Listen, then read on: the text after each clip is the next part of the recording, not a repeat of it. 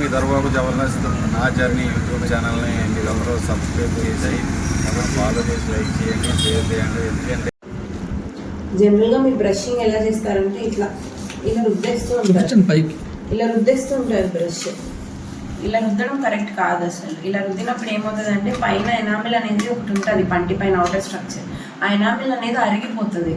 So brushing అనేది ఎప్పుడు ఇలా సర్క్యులర్గా చేయాలి. ఇప్పుడు మనం బ్రష్ పెట్టినప్పుడు మ్యాక్సిమం మనకి 2 to 3 టూత్ అనేవి కవర్ అవుతాయి. అలా కవర్ అవుతూ ఇలా సర్క్యులర్గా బ్రష్ చేయాలి. బ్రష్ ఎప్పుడు మన పళ్ళు ఏదో తెల్లగా రావాలి అన్నందుకు చేయకూడదు. బ్రష్ చేస్తే ఈ పళ్ళ మధ్యలో ఏదైతే ఇరుక్కుందో అదంతా బయటికి పోవడానికి మనం బ్రష్ చేయాలి. సో మనం ఇలా సర్క్యులర్గా చేసినప్పుడు ఏమవుతుందంటే ఈ బ్రిజిల్స్ అనేవి దాని లోపలికి వెళ్తాయి. ఆ వెళ్ళినప్పుడు ఆ ఫుడ్ కానీ ఏదైనా ఇరుక్కుంటే లోపలికి ఈజీగా బయటకు వచ్చేస్తుంది. సో బ్రషింగ్ ఎప్పుడు ఇలాగా సర్క్యులర్గా చేయాలి. ఓకే, బయట సైడ్ సర్క్యులర్గా చేస్తారు. మరి లోపల సైడ్, ఈ లోపల సైడ్ ఎలా చేయాలి అంటే ఇలా బయటికి